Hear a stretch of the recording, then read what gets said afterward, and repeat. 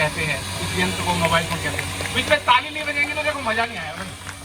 अब तो नाश्ता हो चुका आप लोग। और मित्रों, इस यंत्र को मोबाइल फोन कहते हैं। इस यंत्र ने माना आपको दुनिया से जोड़ दिया, सारी दुनिया से जोड़ दिया, विदेशों से जोड़ दिया। पर मानो ना मानो, इसने अपनों से नाता तोड़ दिया। दोस्तों, अपनों से नाता कैसे तोड़ा है? मिलते नहीं है, अब वीडियो कॉल हो जाती है, व्हाट्सएप चैटिंग होती है, भाई ये चल रहा है। ये यंत्र व्यक्ति का इतना सच्चा साथी है। ये यंत्र बच्चों, पीछे वाले बच्चों से रिक्वेस्ट है, बोले ना। ये यंत्र व्यक्ति का इतना सच्चा साथी है, अगर यह आपके पास ना हो तो आपको रात में नींद नहीं आती है। आज लोग इस यंत्र में इतना सिमट गए, ये सुनने वाली बात है सबके लिए। राकेश जी, आज इस यंत्र में लोग इतना सिमट गए कि यदि 10 मिनट से ना छुओ तो अंदर से आवाज आती है, हुजूर जिंदा हो या निमट गए। यही आवाज आती है इसके अंदर से, हुजूर जिंदा हो या निमट गए। घर में यदि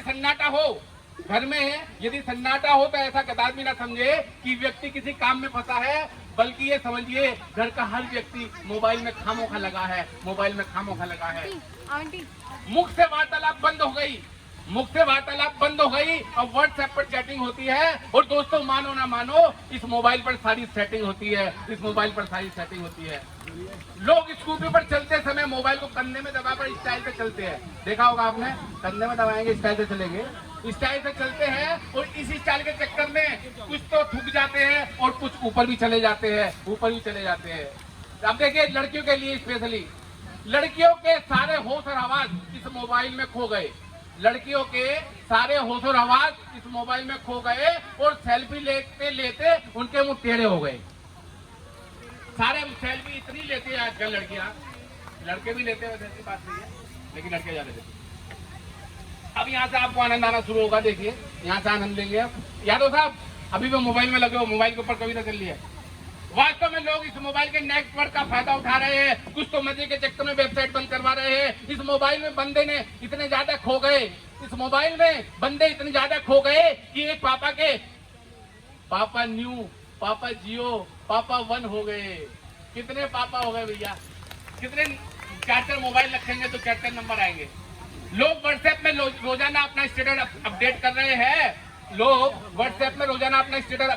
हैं। और विस्तार के कारण RIP के मैसेज को बिना पढ़े ही RIP का मैसेज है, फॉरवर्ड कर दिया।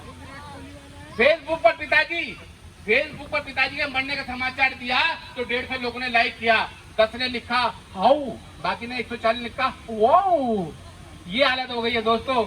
ये यंत्र माहिर है झूठ बुलवाने में, बंदा होता रसोई में और बताता मैं खाने में। ये यंत्र बोलता भी है और पोल खोलता भी है। एक दिन फोन आया, मेरे बेटे ने उठाया, बोला पापा नहा रहे हैं आप कौन?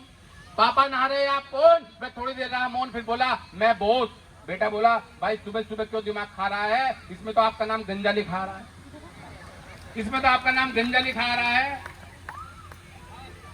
यह यंत्र इंस्टा की रील भेजकर हंसा देता है और कभी कभी सरेआम फंसा भी देता है। एक दिन हम जनाजे में जा रहे थे और मरने वाले का लोग शोक मना रहे थे कि अचानक महानुभवों की रिंगटोन बजी, अकेले अकेले कहाँ जा रहे हो, हमें साथ ले लो जहाँ जा रहे। मित्रों, ये एक बार नहीं हुआ, इस रिंगटोन ने दिलों को छुआ। ये एक बार नहीं हुआ, कई बार रिंगटोन ने दिलों को छुआ। एक सुबह 6 बजे दुल्हन की डोली उठाई, दूल्हे के फोन से रिंगटोन की आवाज आई, दिल में छुपा के प्यार का तूफान ले चले, आज हम अपनी मौत का सामान ले चले। ये हालत है दोस्तों। इस मोबाइल का दीवानापन इतना सच्चा हो गया कि एक दिन मजे में एक महिला का बच्चा खो गया। मैडम पहुंची थाने रिपोर्ट लिखवाने, बोली थानेदार से बोली मेरा बच्चा खो गया। थानेदार भी मोबाइल में लगा था, बोला तो क्या हो गया, बच्चे की डिटेल मोबाइल पर अपलोड करो, गूगल पर सर्च करो, डाउनलोड कर लो।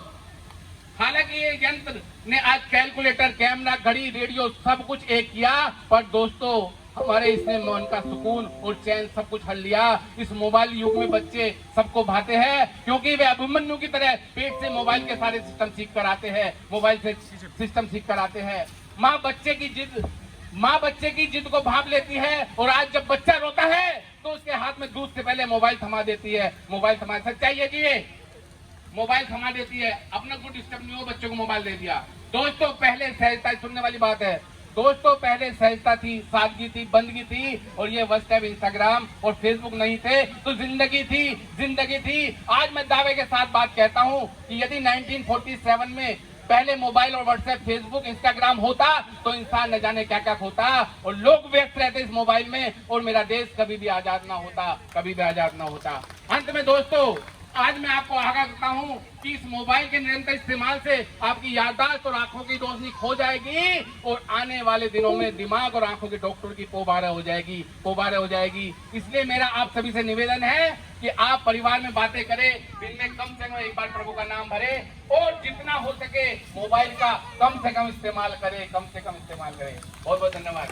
शादियों की फूल थोड़े कम है, मजा कम आया क्या? बढ़िया। अच्छा, नेक्स्ट प्रोग्राम क्या भैया? है नहीं?